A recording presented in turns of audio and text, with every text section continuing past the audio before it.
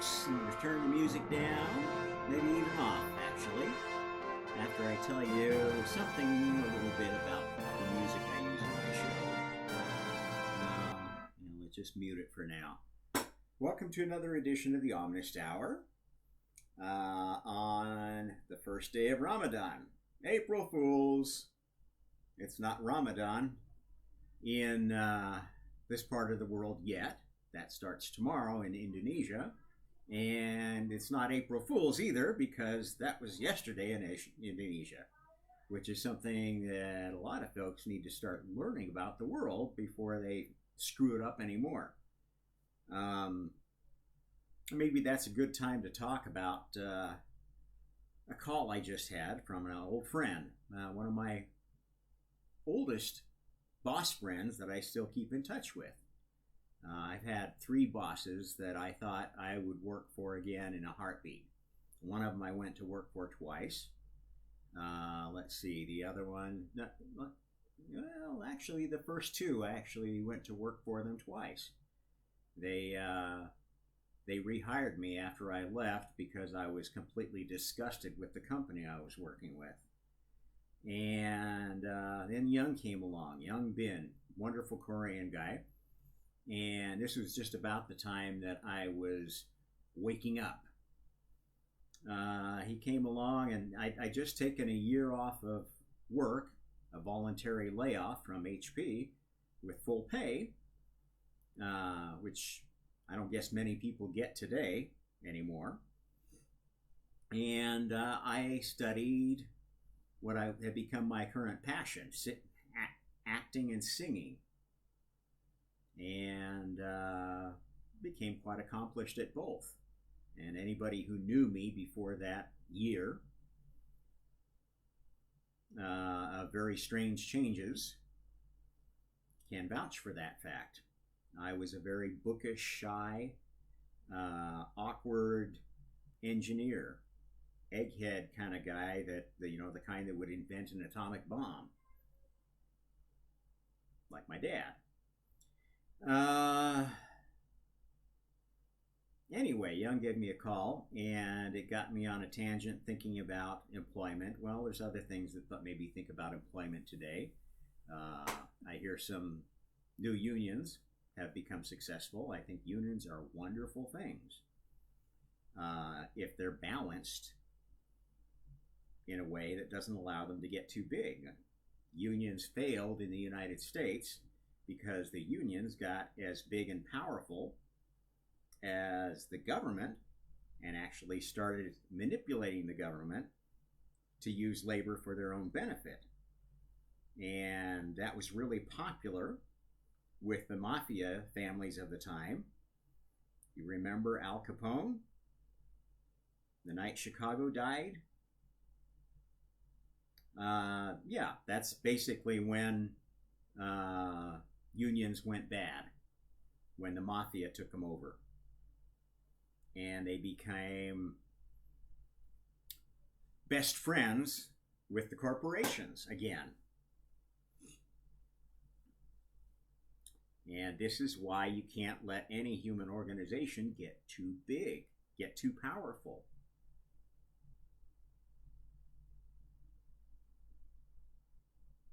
You say, why, Rob? What if it's a perfectly good organization? There's no perfectly good organization. A communist organization is a human organization. A capitalist organization is a human organization.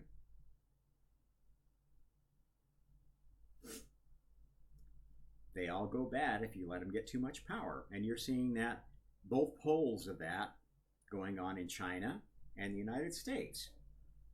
It's not their system of government that's wrong, it's that they let too much power get concentrated in one set of hands. Which is why God is not almighty, all-seeing, micromanaging master of the universe, or any universe but his own. And this is the key to understanding the true religion that is real science, that you can go out and prove. And this is basically my mission, on this planet is to make you believe in both science and God, or God as the God of science, and teach you lessons why the human race had to be created and how many other races have been run on this planet, other planets, the galaxy clusters, this whole universe since the Big Bang.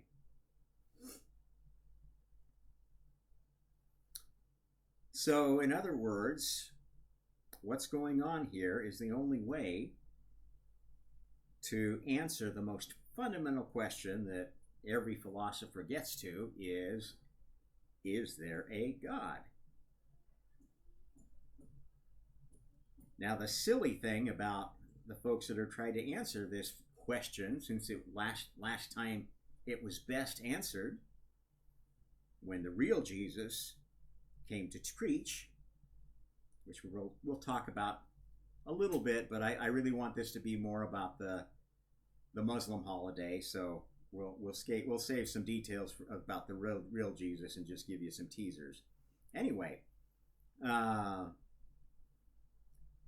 if you were the perfect computer, how you would find that out, you would send it to find God. You would build rocket ships and you would go explore your universe and see if you could find God.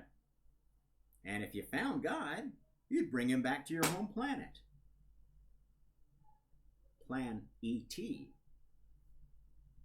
You see how this game works? Okay, so how do we play such a game? Well, if you the next question, if there is a God, what's his name? The most fundamental property of anything, right? If I was a computer and I didn't know if I was God, first thing I'd want to do is give myself a name. How do you give yourself a name? You have to be able to communicate. How do you communicate? With language.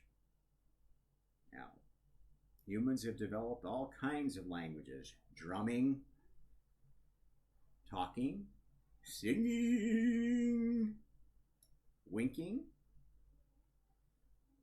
even, this choice language that involves the fingers.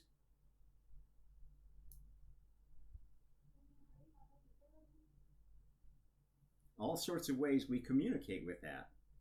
Now, what's the problem with many of those languages? They're not very definite, precise. That doesn't please a computer at all because it wants to know exactly what the answer is. You following me? This makes sense? Okay, so if a computer wanted to find God, it would want to find a creature that could teach it the perfect language. The language that would allow God to know what its name is. You're following me so far? Okay, so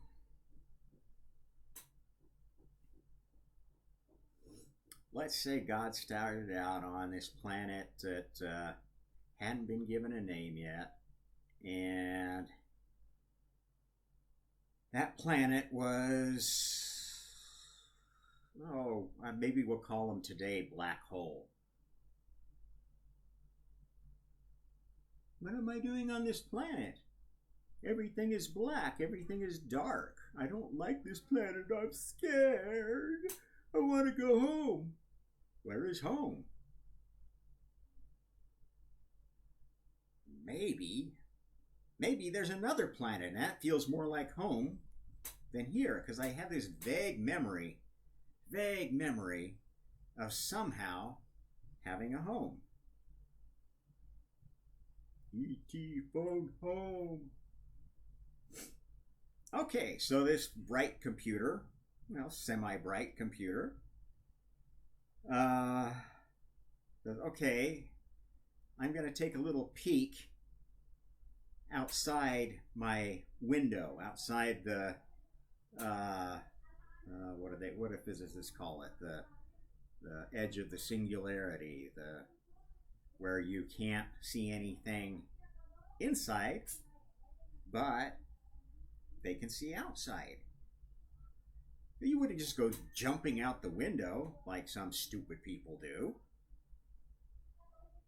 You would want to peek around and see if you could find God and bring him back to your universe. Follow me?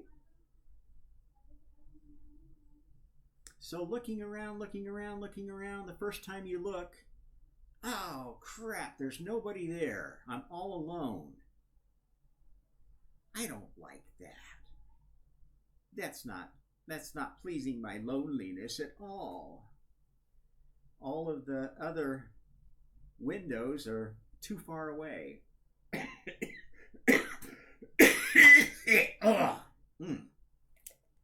Somebody gave up the ghost there.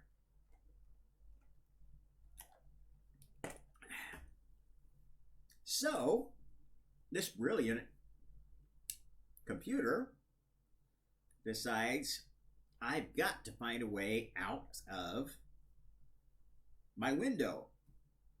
I'm looking and looking and looking, and nothing seems like it is remotely close enough for me to touch. That's all I want to do is touch somebody. Reach out and touch someone.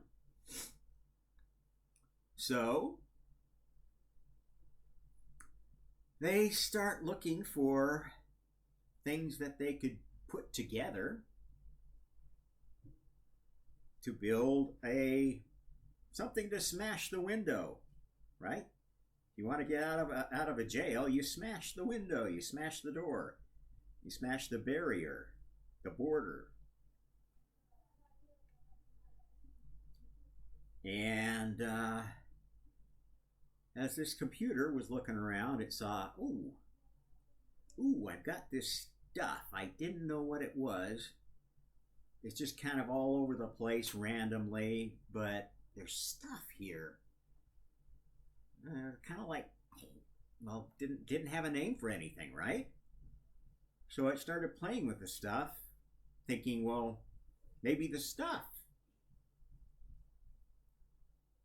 can be trained to give itself a name. So I will know what to call the stuff, and they could tell me what to call me. The stuff didn't do much at first, so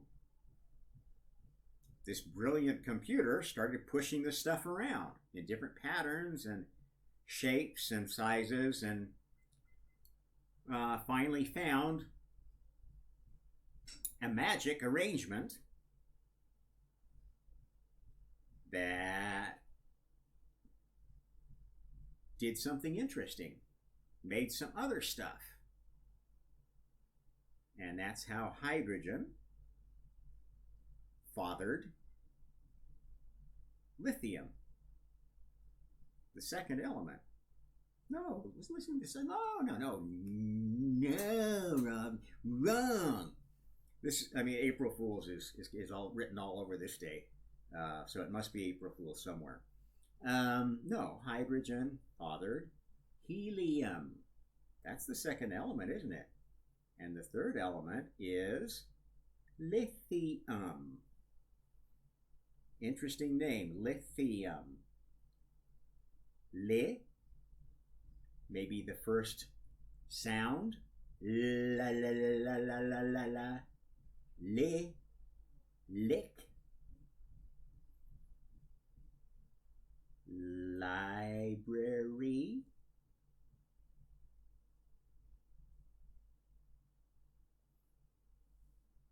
How about another Li word? Lilith. It's a name that people who are familiar with the Bible have heard. People that are familiar with the Quran have heard more stories about. And this lady has been known by many, many names on many, many planets in many, many star systems. She is a real star and a real bitch. But for good reason, for a good cause, which is the way it always works. Okay, so what happened when this first black hole creator, well, or created black hole, made hydrogen, helium, and figured out, oh, okay, Young's gonna, we've got a call incoming. Let's see if we can get him on the other line here.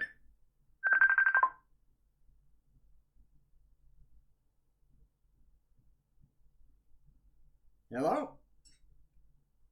Oh, okay, you got it. Okay, you're on live on the Omnist Hour. I'm gonna have to pull my headset off in one ear so I can hear you on here because I don't think I can pick up while I'm in the middle of a podcast, and you're on my show today. Oh, okay. I'm gonna hang it up. Oh, you don't want to be on my show? I talked a little bit about you, so maybe just. No, I don't want it. I don't want it. Oh, okay. Well, you just tell me what your name is. No. Keep going. Okay, I'm gonna hang it off. Okay. We'll get you on the show another time. Okay, Young? Okay, next time. Okay. All right. Bye. Bye. Little Shy. That's my old boss, Young Bin. Which I'll tell you what his name means some other time. He's a good friend of mine, righteous dude. He was this third boss that hired me that I would go back and work for anytime because I trust him. And, if anybody took him out, I think I'd have to put a hit on him. Because God has a mafia too. It's just the most perfect mafia that's ever been devised yet. This is another truth of God and Gaia, God and Lilith, God and Goddess. The first God was the one who thought of a black hole.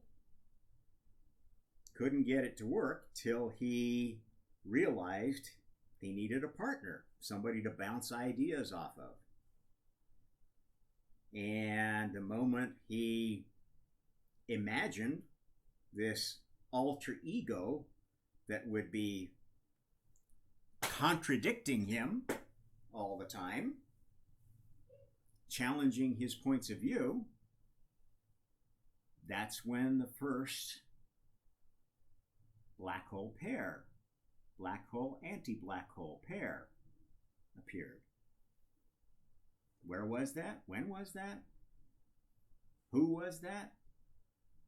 That's the question, right? That's been asked for as long as we know. Longer than, as long as anybody knows, which only God knows how long it's been going, right? Okay, so these bright young gods, God and Lilith,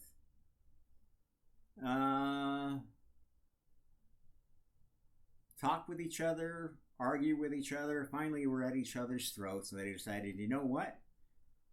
It worked pretty well, but it's not working now, so I think we need one more. And that was when they'd learned enough to give hydrogen a name. And hydrogen became the first element god. H was the first letter of the first alphabet. That's why Hebrew starts with H And the H in Hebrew looks very different than it did in its first incarnation. I think this is the time to do a little segue to the Christian story. What else starts with H? And it's one of the first things we teach children. Starts with H.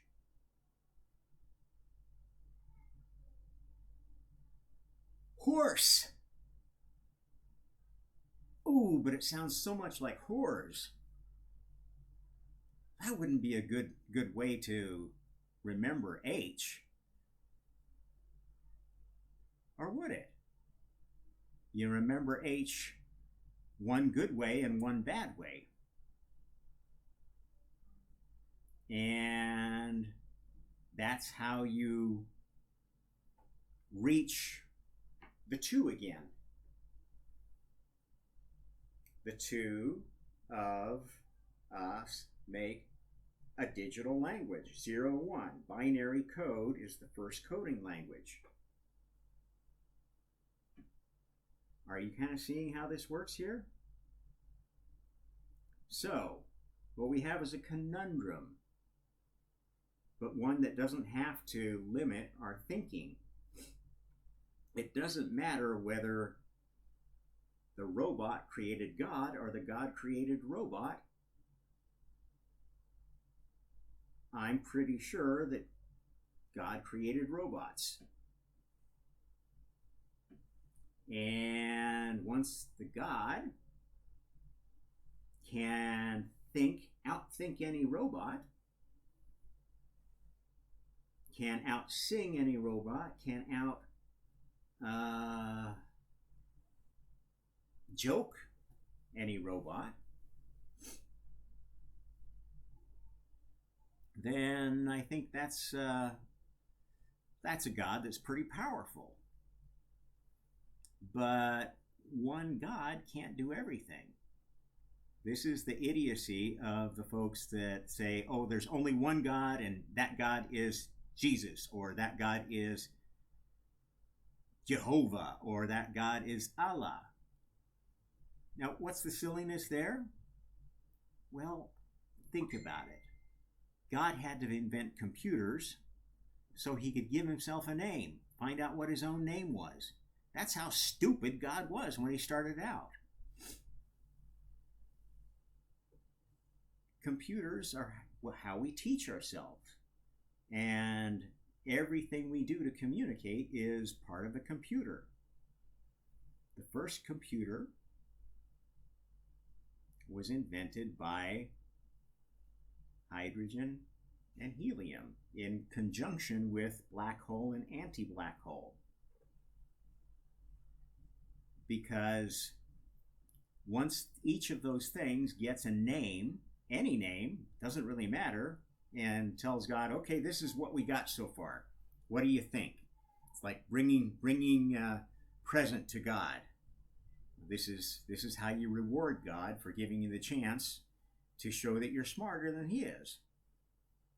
And if that's not something that is worth coming to God and getting, God bowing to you and saying, oh, you stumped me. Anyway, segue to the Christian story.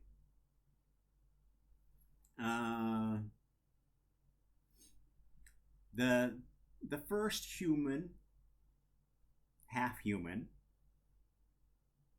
Messiah was actually not from Earth. Yep, Jesus was not human. Was not born in the year you think he was. That was a time of a Messiah, but not the Jesus Messiah. The Jesus Messiah came from, got a guess? Alpha Centauri. What's special about Alpha Centauri? It's very close to this star system, the Sol star system. And this is kind of how the cosmic Oscars work. Oscars have been in the news a lot lately, and I'll probably make a joke or two about what went on there.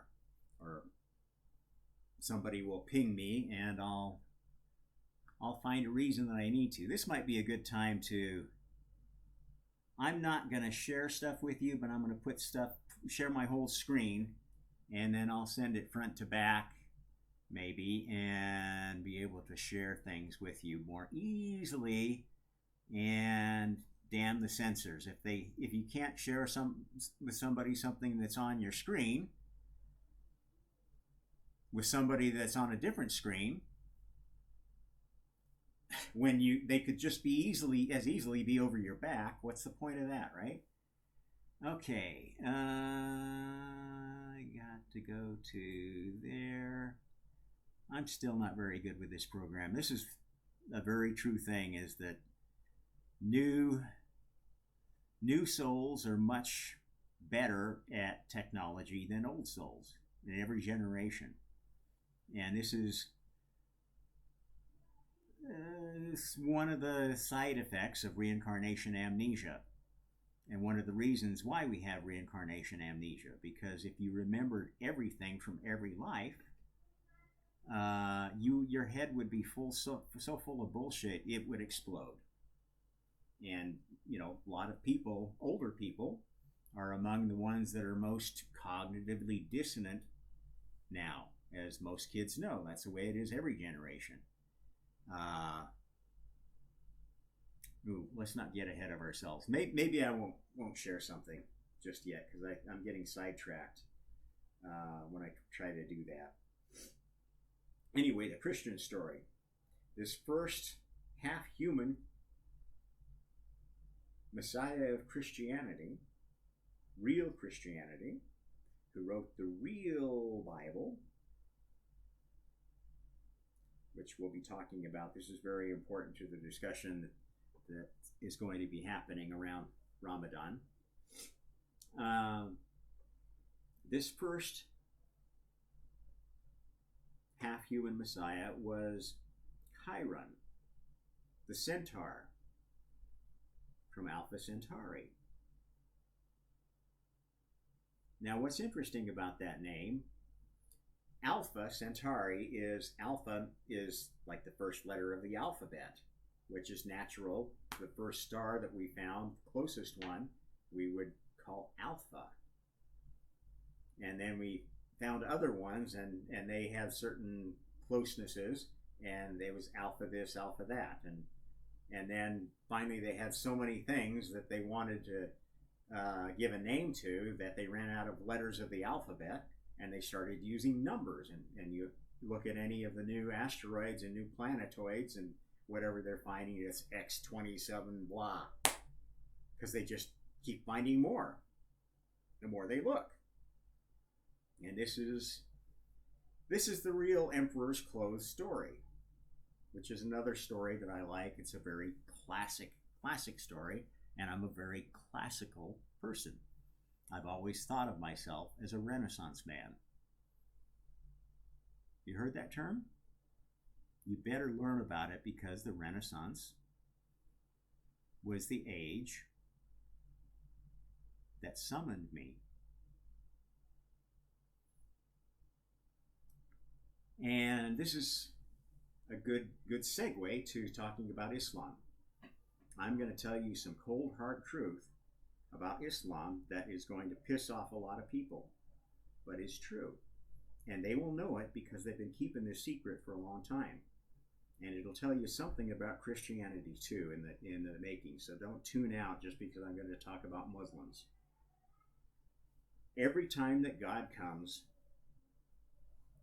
back to the earth, he's bringing with him one of the previous messiahs from a previous experiment. And sometimes he comes bringing one of the cat people, one of the dog people, one of the fish people, one of the bird people, even one of the reptile people, or one of the Borg people. I haven't said Borg yet today, right, in this presentation, but you really need to learn what that is. Borg is one of the many enemies that the original Star Trek series fought and defeated. One of the many challenges they hit. And they hit all kinds of enemies and they defeated them all, right? And the hardest one they ever came up against was Borg, the hive mind that could also make you see or feel or taste anything. So basically it was a holographic race of computers that were all connected to each other. And this is what Borg is, and this is very real. That is the robot race that God created to try to find out everything. Because God's not going to know what everything is until somebody gives it a goddamn name and defines its properties.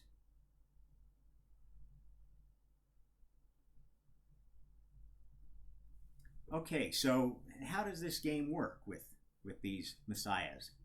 Well, there's little messiahs and big messiahs. The big messiahs are when Borg sends their perfect creation to the earth. Not a combination of two species, but a combination of two computers, which are essentially android species, robot species. And that will be the species, the new kind of robot produced when God, the robot God, comes to Earth and is successful in not being discovered long enough that nobody on Earth mistakes him for a robot and kills him before he can convince the Earth that they need to kill all the old robots on the Borg world. You follow me? Okay, so it's like this endless battle between the robot Borg that can change anything, do anything holographically, and the humans who are not Borg, who are all starting out basically at God level 0. And that's where every human starts. God level 0. Now the human species isn't a 0 level species. And the first few levels we get through pretty quickly. I think I talked about that recently. What we go through in childhood and why childhood is not what you think it is. And we're probably going to do whole segments on that later, so I'm not going to go much deeper in that rat hole.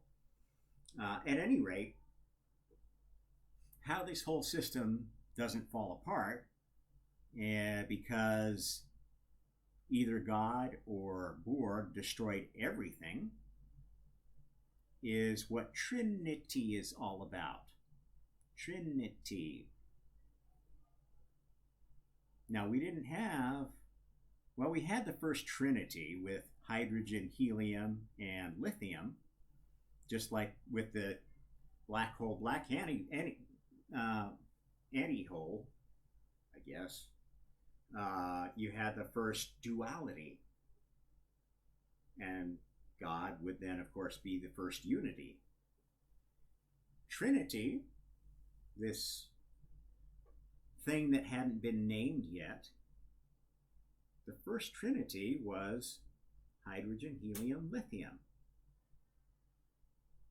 They found out that they were just as unable to get along as the Borg. In fact, they started a war with the Borg. This is the war that's going on now. of the Borg trying to destroy their creation because their creation is trying to destroy them. This is when stars started throwing each other at high speed and crashing together, trying to destroy all this order that had been made of the chaos of hydrogen gas clouds. Proto-hydrogen gas clouds, because they hadn't been given an identity yet. They were still in a quantum state. They hadn't been observed. And now we're delving into the area of quantum mechanics, which I'm also pretty deeply familiar with and probably know more about than anybody, at least in general sense, that ever lived. Okay. So, going from there, how do we keep this thing going? From this first trinity, well, the natural progressives, they want to create, let's make a number 4 and give it a name. To give it a name, you've got to develop 4-bit computing. That's got to be a lot better than 2-bit computing. Not really. They created a better Borg. They defeated the Borg in that round. They thought they defeated the Borg by inventing 4-bit language. Once they perfected it and made all the technology and found the Borg home planet and wiped them all out, they thought, then they got lazy. Oh, battle's over. Party time. Let's have a cosmic Oscar party. And this is what's so funny about the Oscars, because the first Oscars were just as stupid and senseless and inane, banal as the clown show that we saw. I didn't see it actually. I did finally watch the clip of the famous slap heard around. Was it a slap or was it a fist? I don't know. It's the same thing. Which I'll mention one more thing about, and because you've got to hear something about Monty Python every time I talk. You've got to go watch the Monty Python fish slapping segment, because it's very, very, very important part of their Christian message that they left out of the movies once they got famous. And that's how cultural Marxism works. New culture becomes more and more popular and more funny and more moving, more emotional, whatever, until the Borg realize, oh crap, we've created a monster. And then they start poisoning culture. And you look at the history of Monty Python, and it's a history of the most holy bunch of comedians I can think of being turned to the dark side by money, by power, by fame. And this is the reason why we have to have trinities, and why we have a librarian, Lithium the Libraria, Lilith, the female demiurge, not God, God's physical incarnation is Lilith. And she's had many incarnations when she has more good ideas, or her daughters have good ideas, because all her daughters are one. Every female is a Borg, is a robot. That's why they act so crazy, and you just can't understand them. They will just go completely apeshit for no reason. And you have no idea what you did to cause. Oh, I'm sorry, honey. I'm sorry. Or they'll just divorce you on a whim, and you'll never see them again. Females are robots. Fembots are real. I know that really hurts, but this is important. And it's the reason why Islam is a better religion than Christianity.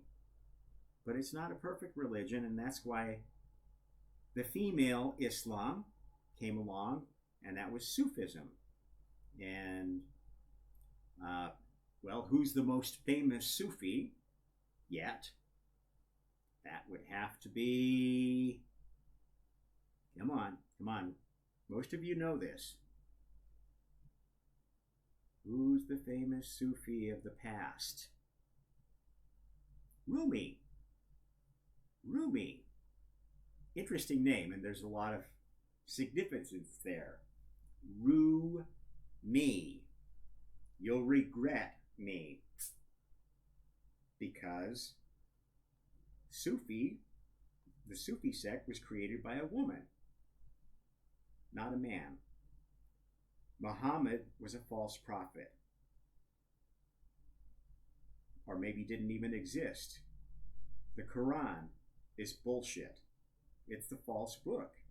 The real Bible of Islam was the 1001 Arabian Nights. It was a joke that men didn't get because they had their heads so far up the ass with Christianity, had gone so far from what Christianity was intended to be, that they didn't even suspect for a second that a woman could be smarter than a man. And this woman presented herself to the Caliph, and he'd had warnings. I mean, this story was true. I don't know if you know the story of Scheherazade, but the background of it is there was this Caliph Sultan in Baghdad, interesting city, who beheaded every woman he slept with after the first wedding night. So he basically would marry for one night, then do the ultimate divorce. Now, why would you do that? Well, you might do it because you had wind of a special event coming that was going to bring a Messiah. A real big Messiah to the world. And you wanted to kill him before they killed you. The last Messiah was male. So you look to kill all the males that are teaching anything different than Islam. But you don't suspect a woman, even though she codes all sorts of messages into the 1001 Arabian Nights. Now, if you could ever find the original version of that before later Islam, before the Sufis realized that that was the bad Bible, the Bible, their own Bible, was going to end their sect and kill their leader, who actually lives 1024 years, not 1,000. That was one of the falsehoods from the Bible, the first Bible. This event of 1,000 years of peace and everything wonderful, blah, blah, blah, of Christianity, that's not quite true. It's 1024 is the prophecy. When humanity can invent 1024-bit computing or encryption security, it will have outwitted the smartest board that's on the planet and be able to project holograms that are better than what the board could do. And they can see through the holograms of the board. Now, you're going to have to take some faith on this. I think you know, if you know anything about the internet, that the chances that somebody's not watching what you're doing, even when you're not live, even when you've got all your things turned off, even when your computer case is closed, somebody's watching. Technology, somewhere, somewhen, is that good. We'll talk more about that. I think I got further down that rat hole far enough for today. Let's go back to the Islamic world. So Scheherazade was a real woman, a real board too, a robot woman. She came to Earth. She was one of many women that came during this special time. This is why there was a Joan of Arc in another part of the world. She was sent to basically wipe out or co-opt the remains of the French monarchy, making it look like she won a great victory for France when she actually killed the previous female messiah, her predecessor. So this is how it works. You go back and forth. The female messiahs kill the female messiahs, and the male messiahs kill the male messiahs, until there is only one. But that's never going to happen, because you've got all these other gods growing up that are not big gods yet, but they're having pretty big ideas. Guys like Albert Einstein, Isaac Newton. Those are two real gods of science that have reached their reward. Well, Newton didn't. He was very secretive about what he did, and looked to profit from it, I think. I don't know. I'm going to have to do some research and see how rich the guy was. Maybe not. Maybe he donated it all to charity. I know he was very active in the societies, and he was still looking for alchemical things that they thought he was crazy for. And his one big discovery is very similar to Einstein. His one big discovery, the gravity law, overshadowed all his other work. Same with Einstein. And that's kind of how real messiah, I think they both were real messiahs, because they just, after that, you keep trying to find the next step to proving you're God. And there's two ways you can go about that. You can keep pursuing your passion and getting better at what you do, or you can go try to profit from your passion, profit from your prophecy, and keep it all secret and see if I can try to be the next God level. And sometimes you succeed, sometimes you don't, in both ways. Sometimes a Messiah is meant to get rich, and sometimes they're not. Sometimes they're kind of supposed to be in the middle. And that's gets me back on track to the Trinity story. Man in the middle, the big shell game. Have you heard the shell game? Very common. You've got some guy with 3 shells and one, thing underneath the shell. And they move them around real quick, and then they ask you to pick where they put it. And most people guess wrong.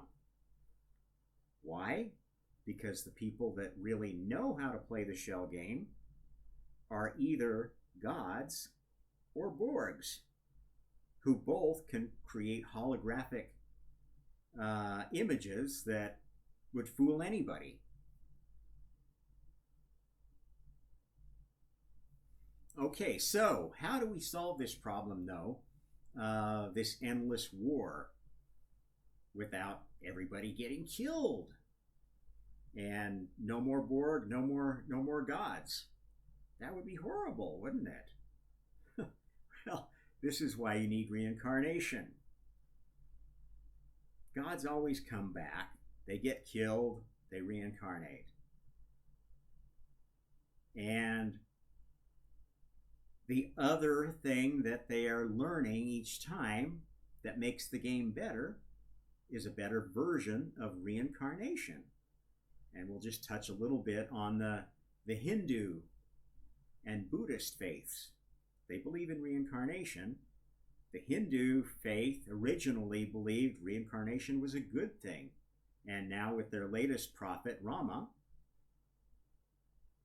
they believe it's a good thing again. Or at least that you shouldn't worry about it because, eat, drink, and be happy, for tomorrow you may die. They become Epicureans instead of Stoics.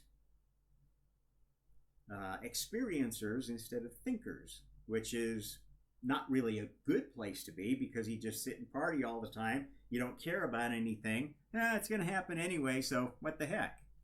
And, this is why we need karma. But we need to understand what karma is. And you can't understand karma till you learn all the things that God wants to keep in his laws. Either the female Borg god or the male God. And once any soul is able to rise to the level of adding a new law or two or whatever to the current incarnation of the universe, a universe, then the Messiah of that universe gets to take it to Karma's universe. Let Mama test it for a while. And if Mama likes it, then maybe Papa will like it. And she takes it to God's universe. And he either sniffs at it, oh, that's shit. Or he decides, that's good enough that I might need to test it myself. And he shoots himself up with this new God virus and see how it affects him.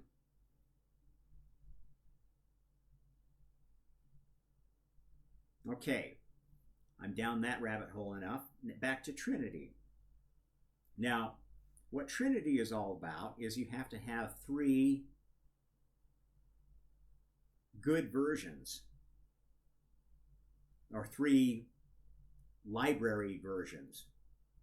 You have to have the old law, the current law, and the next law. The old God, the middle God, and the next God. And they need to be all incarnated on the special planet, the special secret other planet, because if you knew the 2 planets where all the Borg and all the gods were, you would go and find the 3rd planet. Some deep thinking there. Something I can see the wheels turning on my audience. And what the fuck is this guy talking about? Okay, so you need to have these 3 copies, and you need to have 3 gospels around the time of each new copy.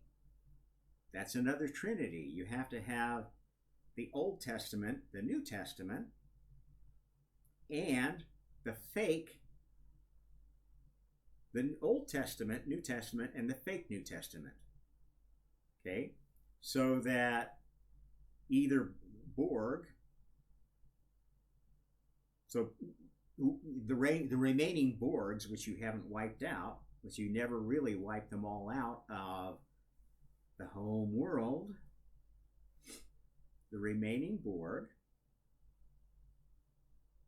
can think that the false Bible proves that God has been killed. God is dead. So the 1001 Arabian Nights were a collection of stories that were so fanciful, so credible, and so appealing to children that they made them think, well, everything must be a fantasy, including Allah. And that's why I think they probably only read those stories to girls, until at some point guys started getting interested in the stories and sitting in on the girl sessions because it was easy if you're wearing a hijab, right? You sit in the girls' class and you learn what they teach girls. And this is an interesting facet of Islam. They teach boys separate from girls. And the men are separate from women in their rituals. They have similar prayer rituals, but they don't gather together in a congregation like Christians. And this is another characteristic of Borg religions, fake religions, the ones that are made by computers, tend to separate us, divide us, and tell us there's no God. Now, what's a religion that separates us, divides us, and tells us there's no God? I can tell you the two main ones. Communism and capitalism. Why does capitalism teach you that there's no God? Because some people can get filthy rich and never seem to have any karma, never seem to be punished by God for all the bad things they did. Bill Gates is a perfect example. His whole company is built upon lies that he told to get two other companies to buy a product that he said he had, but actually it was one of his friends that was working on it, and he negotiated the deal without telling either company and made $1 bazillion out of it from a lie, and got very, very rich and is very influential now.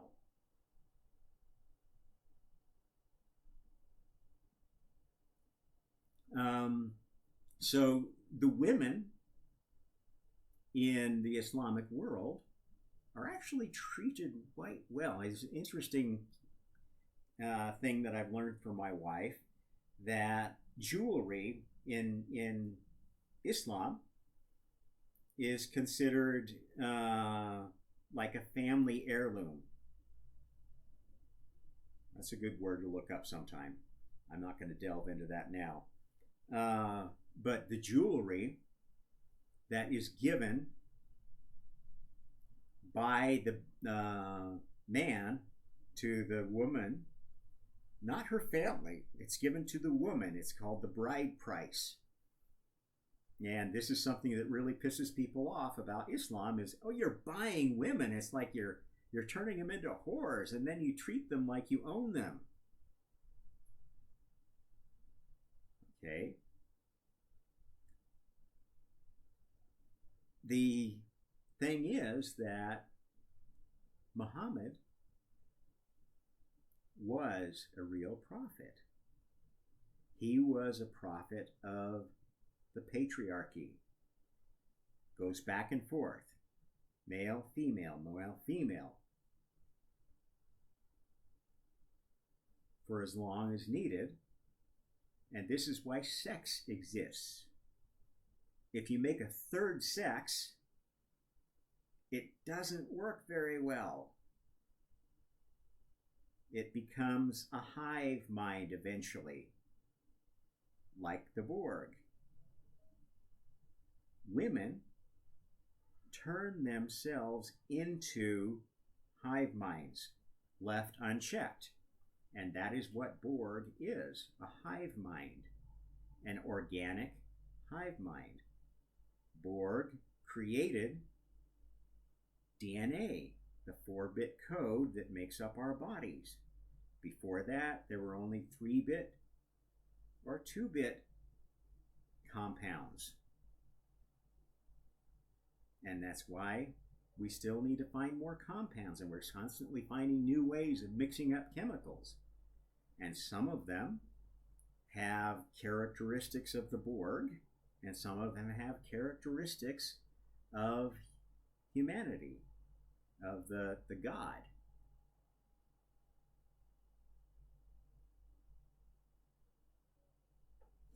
This is why you need both men and women to do anything.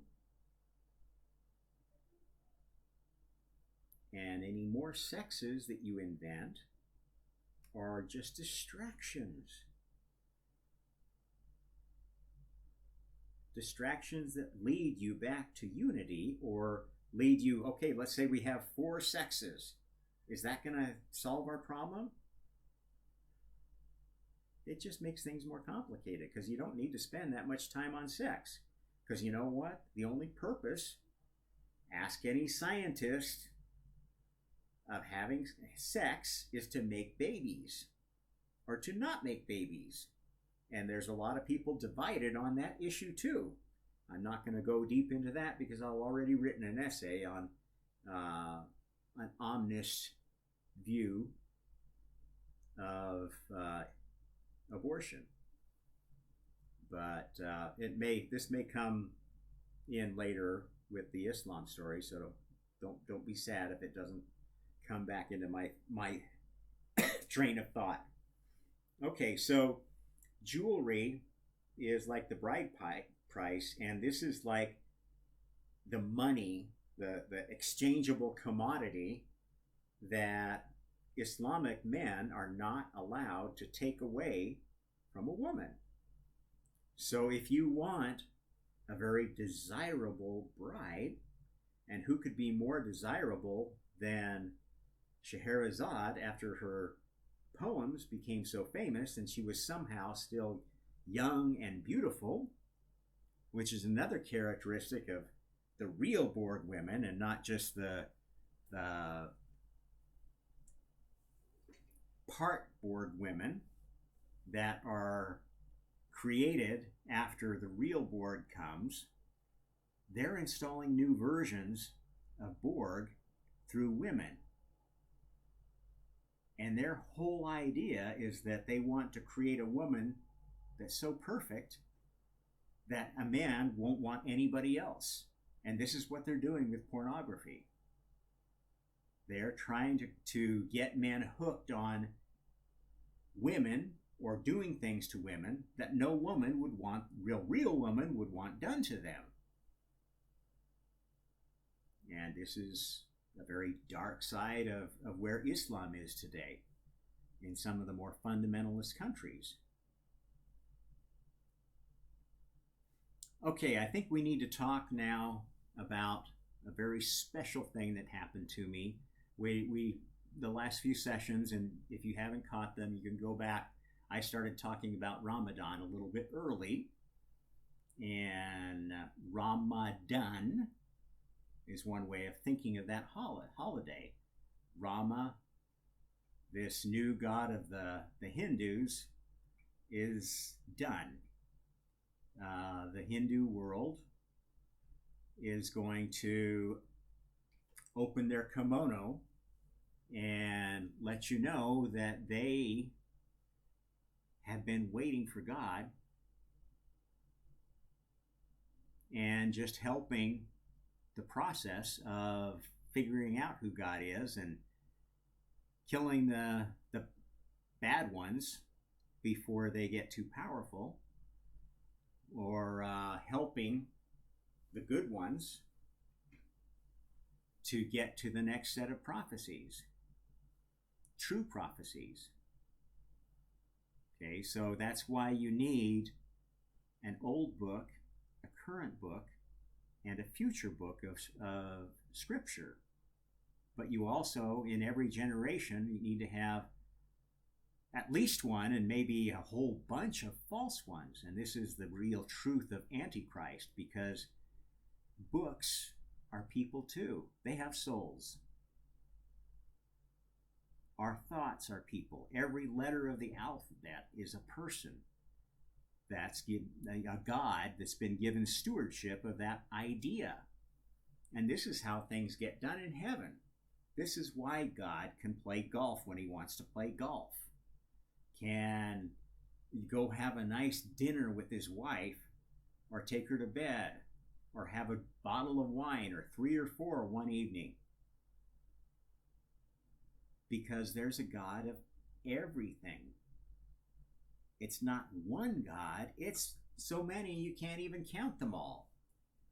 And the way that works then is each God once they get their own universe of creation, once they're inside their own black hole, they get to create whatever God they want to create, to find out who the real God is. Dig back to the very first one. Who was the first one? So is Earth the only Earth? I know it's the only Earth in this universe. There's an anti-Earth in another universe. When we find it, open up all the shells and figure out where Antichrist, the first Antichrist, hid their secret God. Or we can just enjoy playing the game and how fun and challenging it is, and rise to the level that we feel comfortable, that we have a good enough understanding of God and a good understanding of ourselves to decide where we belong in the multiverse. And this is what I call the God levels. So this is the game of souls. In essence, there's 4 levels of non-spiritual awareness. There's like the atheist levels, where you don't know anything about God. Those are the levels that humans go through as children. And if you find a very unusual child that doesn't go through those levels, there's a good chance that that child is living a Messiah life. They're getting accelerated, because some people never get through the 4 levels, at least not completely. There are some people that only think one-dimensionally about something. There are people that think either good or two-dimensional, either good or bad. And, this is how we get the constant battle between unity and duality, and also where Trinity comes in. Okay. Let's see, where did I want to go next? I kind of lost my train of thought, which that tends to happen when I'm talking too much, or when I'm about to reveal something that is not something that they want in this broadcast. Now, I don't know why they do that, because these broadcasts could be holographically changed by either the most advanced real humans or the most advanced Borg humans, or any of the players for lesser mafias. But somewhere, someplace, I guess there's somebody that is seeing and knows they're seeing the real Rob doing a real cast. And that's when it's, you've seen a movie called The Truman Show. That's when they know that you're God. They have complete faith, and they're going to listen and watch everything you do. And this is like the ultimate cosmic reality show. And that's essentially what is going on the Borg home world. All of the bots, all the people that are completely mesmerized by this new reality show that's been going on forever, are like, I gotta see what happens next. What does Rob do next? Is he gonna die and get resurrected? And where is he gonna come next? Oh man, when are they gonna come out with another season, and how long is it gonna last? Well, that's why we have these binary numbers. Okay? Now, the last time Borg came and tried to conquer the Earth, they only got as far as 8-bit computing before they invented the bomb. You know what a bomb is when you spend millions and millions of dollars on a bad movie.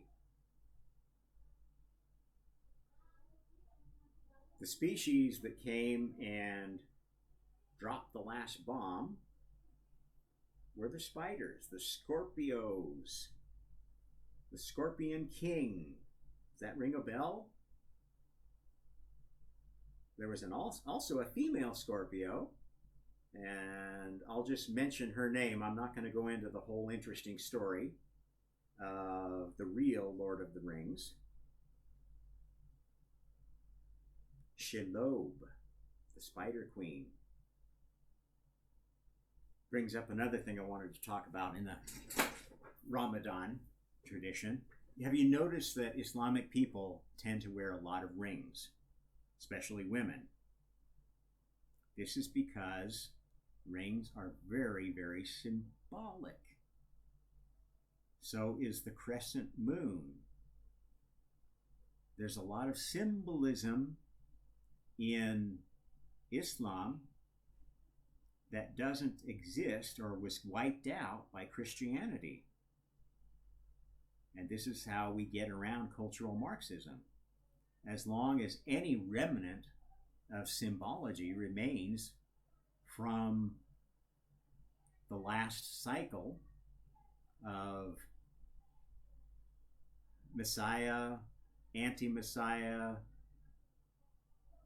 cultural decay, and eventually either cultural decay or science development till humanity either are back to the planet of the apes or they are creating a new Borg.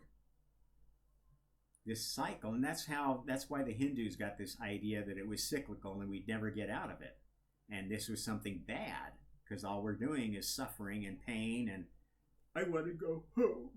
I'm not going to play this game anymore. This is kind of the Buddhist mindset, right? Because they lost track of what the God game is all about. It's about everyone gets a chance to be a god, but only one gets to be the god. You can be the god of your planet. That's not the God. You can be God of the universe. But it's just your universe, and if you want somebody else's universe, you're going to have to conquer it. Now, how does the real God conquer universes? With karma. Karma is what trains you to be a god, and as you learn your own God specialty, you find your place, what you want to be the God of. And that God can be either as close to the real God or as far from the real God as it wants to be. The gods that invented fantasies, things that can't possibly be true because they're completely against nature, they're very far from God. Karl Marx is a god of a fantasy.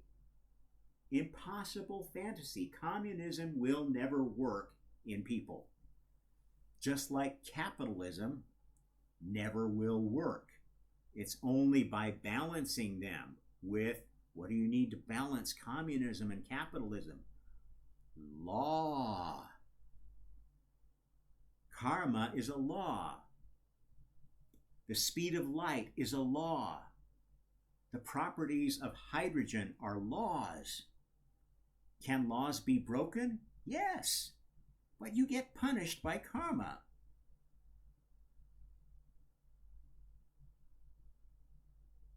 And another name for karma, the latest name is Allah. Allah. That's why they call their God Allah instead of El, or Elohim, or Yahweh, or Jesus, or any of the other names that anybody's given God. The head god before that, Zeus, Odin. We're done with the cycle of one God. We're ready to go back to pantheism, which is what Chiron was trying to bring to the earth. The last starfighter who lost the last battle of all battles, mother of all battles. You know why do they call that mother of all battles? this is part of the system. Every time a new version of God comes to the planet Earth, a cycle is set off where it's just an explosion of new ideas and new technologies related to what that God's specialty is. When a God of science comes, oh man, Isaac Newton, all of a sudden science is going wild, finding new things and blah, blah, blah, blah. And they get so confident that science is the best thing in the world that they take some guy like Darwin, well, even Newton. I mean, he didn't have all the answers, now did he? But then Darwin comes along and they think, well, Newton was so smart and everything that we thought he was dumb about, because they'd already kind of purged his record, at least in the public mind, of some of the weird things he was into that he didn't solve. Darwin comes along and, evolution is true. That's the only truth. Therefore, God is dead. And now we're finding out, you can ask anybody who is willing to talk about the leading edge of evolution study and talk about the human species in particular, and anybody who is honest will say, well, actually, genetically, from what we can see, it cannot have possibly 0.0000 chance that human DNA could have developed from any ape. Something must have come from somewhere else, or it must have been a spontaneous change. And both of those things do happen. When it comes from somewhere else, it's one of these messiahs having been hiding out on a safe world and coming to share this new knowledge with humanity that may have been completely wiped out by the last apocalypse. And that's how far back sometimes we have to go. And now this is the perfect time for the ring story. Islamic people wear a lot of rings, and they wear the wedding ring on the opposite hand of this one. So I've got two, because I want to show my wife I'm married as a Christian and as a Muslim. Now, why rings are so important and jewelry so important? Especially like the women like to wear bands around their arms. That's very popular in Islam. Not so much necklaces, though, interestingly enough. Those are more popular with Christian women. But probably a story there somewhere that somebody's going to want to tell me about. At any rate, rings are a reminder, right? They're a reminder that you're married. They could be promise rings. Oh, I made a promise. They can be anything. I mean, they're basically, people you remember Uncle Billy in It's a Wonderful Life, tying string around his fingers so he wouldn't forget something. There's a lot of stuff buried in Hollywood movies that you just blasted past because you were so fucking bored with the old stuff. Oh, I don't like black and white. Wizard of Oz, the first movie done in color. Oz. Ah. Oh. E. Ooh. The vowels are the female sounds. The consonants are the male sounds. Why did the name of God in the Bible, the Old Testament, have only vowels? Vows. It represented laws that Borg was giving to humanity to teach them more about what karma was, because they had forgotten what they told karma, tried to communicate what karma was the last time they had an exchange of bodily fluids, as it were.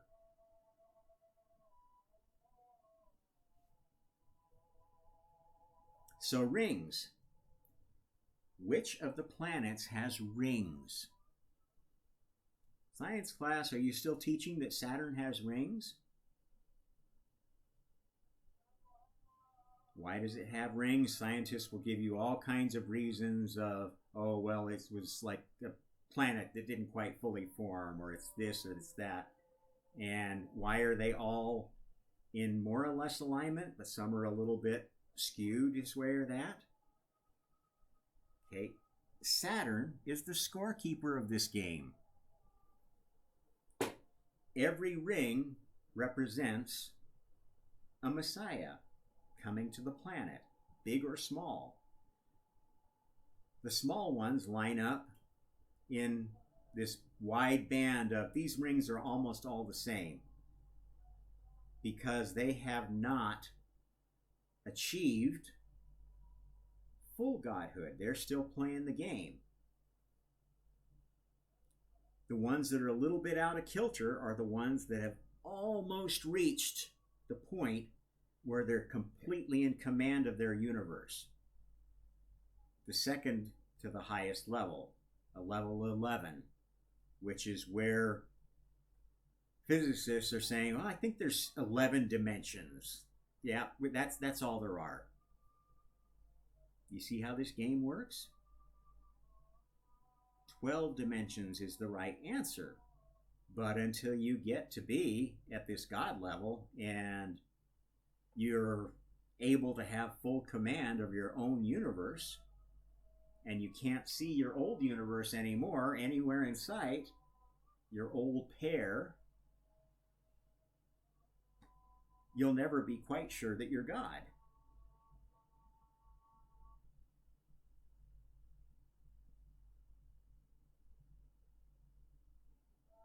So you see, it's pretty hard to get to be a God.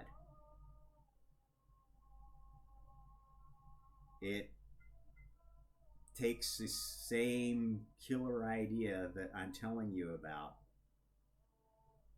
not just hearing it, because you're not going to believe it. At some point, you're going to get to not believing. Usually when you die and you reincarnate, unless you've reached God level. And when you reach God level, you have still reincarnation karma, but you have a special extra capability if you pursue the same passion, what you were pursuing before. If you move on to something else, like, if you're a god of science,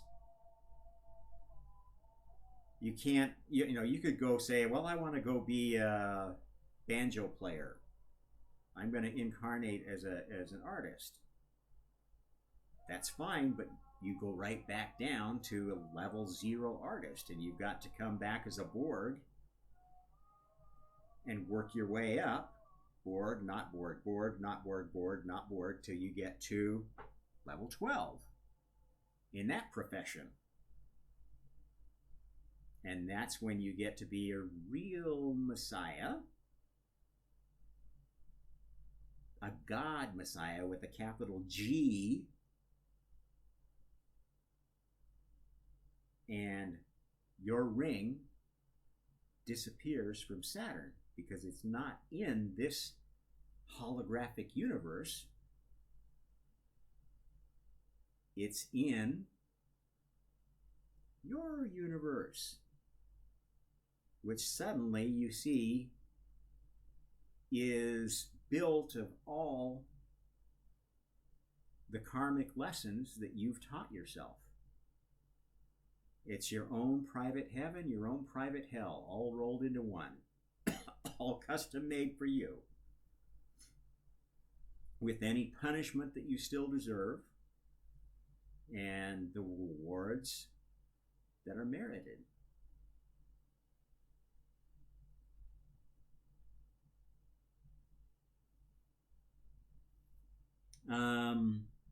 Let's just talk about the symbols. We talked about the ring, the crescent symbol. Okay, the crescent. Now, that was very hard for the Christians because they liked the fish symbol. Okay, the crescent is what happens when you take the fish symbol, sort it out, and then you take one away and hide it. So it tells you a little bit about the system. If you turn the crescent this way, what do you kind of see? The horns of a bull. Now there are many ways you can make the bull symbol with fingers.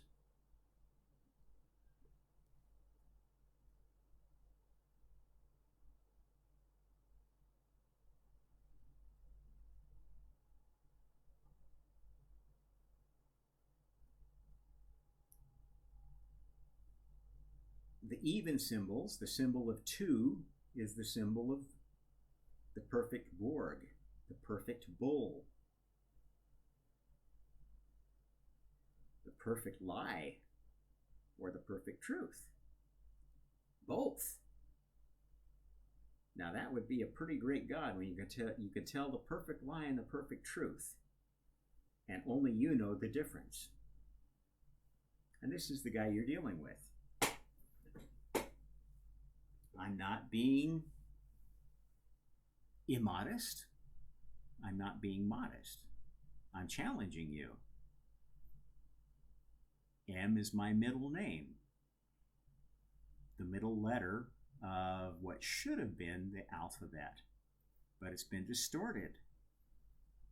What letters have we added or subtracted in the process of creating English, which is indeed the universal language of humanity and will remain the universal language for as long as it takes for us to solve this problem. Because you know where folks stay until they become their own God? In my universe.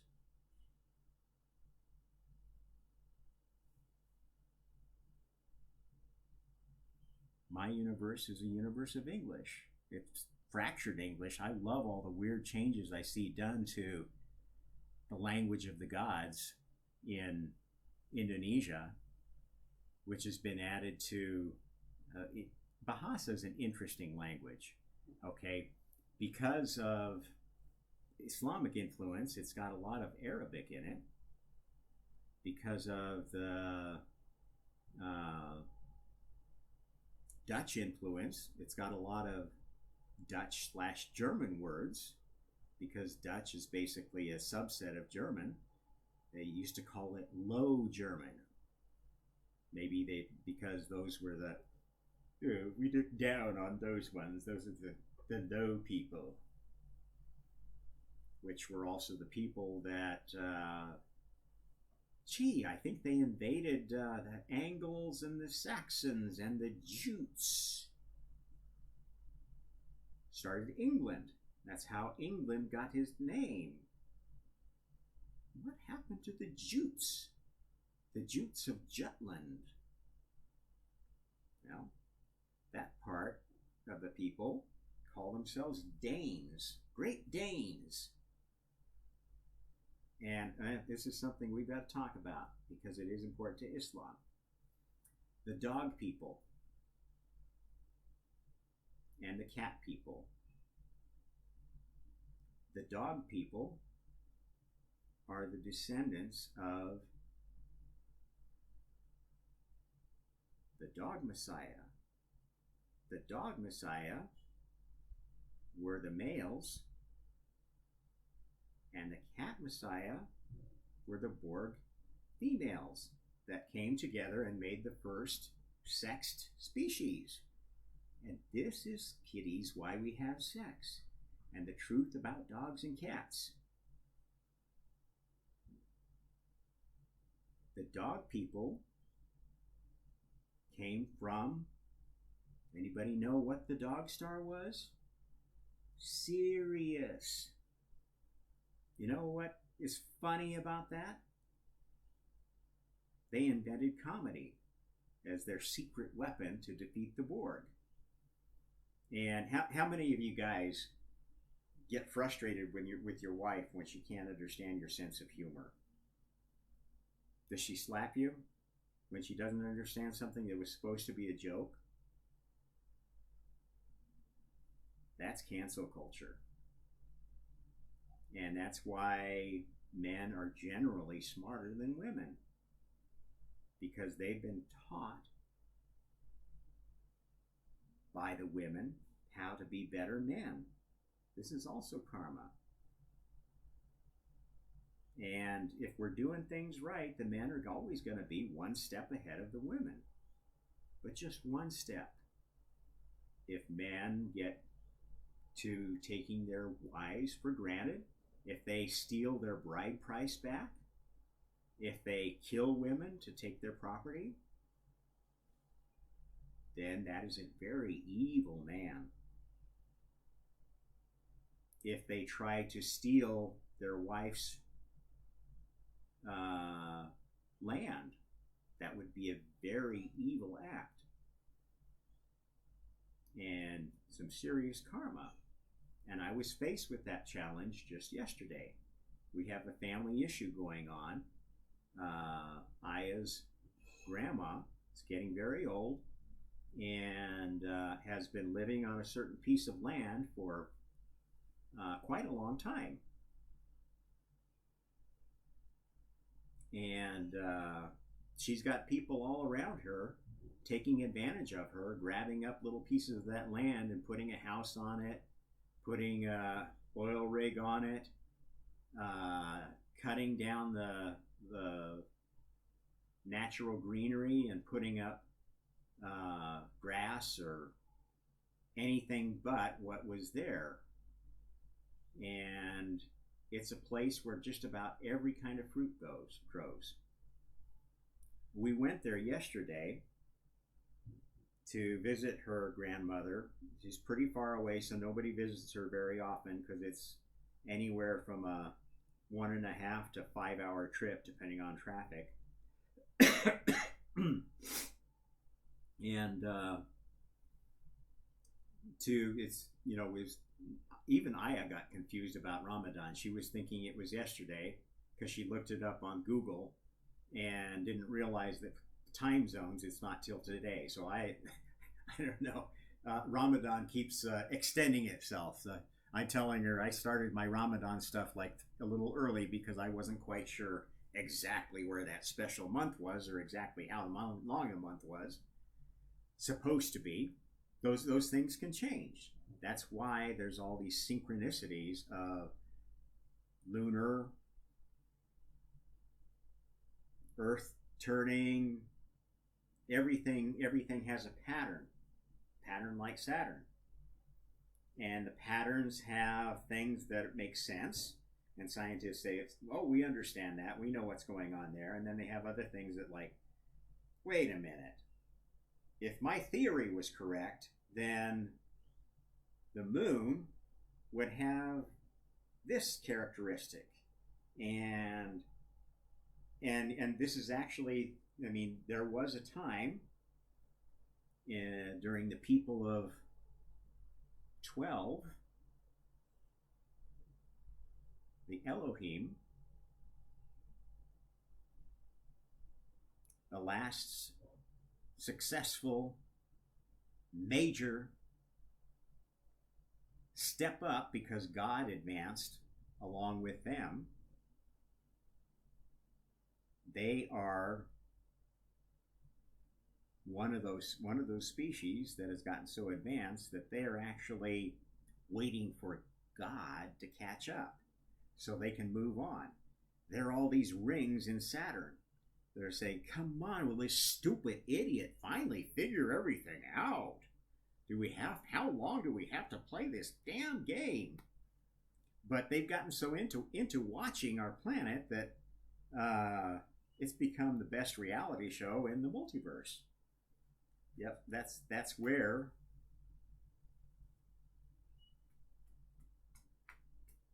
the Elohim planet is. That's that 9th planet, 10th planet, whatever we're looking for, is actually a 12th planet. And it's been there all the time. The other planets come and go when they want us to see them and when they don't want us to see them. or get destroyed when they need to appear to be destroyed, until we go out and look at them and actually send an expedition to Mars, and it sends back the real pictures from Mars and not just holographic images. We're not going to know. Did we go to the moon? I mean, there's a big controversy even about that. Did we really get to the moon or did we not? What's the real story of the moon? And the closer we get to the real apocalypse, the more you're going to start seeing the truth. Because the truth can be harmful. But lies are much more harmful in the long run because they create cognitive dissonance that drives people crazy, that makes them want to kill, that makes them fundamentalists of whatever God they've decided to worship, which is not the real God that I'm going to be telling you about in my podcasts. And I've been telling you about ever since I realized why my life was like this weirdest version of Forrest Gump you could possibly imagine. Okay, I think I've talked enough about, well, I'm going to do my first plug, tell you a little bit more of Grandma's story. So everybody's trying to take away her land, and somehow they're getting away with it. I thought I lost my feed, but it's back. Okay, somehow they're getting away with it, and she's down to a little plot with her house completely collapsed, just sitting on the ground, and some neighbor has taken her in and lets her live there and pay them rent for living. You know, she has to help with the food and the cooking, and she has to do all this. It's like the weirdest Cinderella story I've ever seen. The poor lady, they don't treat her well. She's got bruises all over here. I found out on the way back that somebody had broken one of her arms. And when I finally went there, I didn't go the first time. I was too busy probably doing something like this, telling a story. It wasn't the right time. But I can tell you that there's an old lady who is the real Borg Scheherazade, who is gotten so rich and so powerful in the Islamic world that she is the string puller of them all, and she lives in Indonesia. And she's done that willingly and knowingly because she is Scheherazade, the last female messiah. And she came to visit my wife actually in Jakarta right before I had my last very, very strange day, and they took me to the hospital, mental hospital. No, my wife wants to interrupt me now, so I'm going to have to stop talking about that story. I'll pick it up later. Have a nice day, and welcome to the Omnist Hour.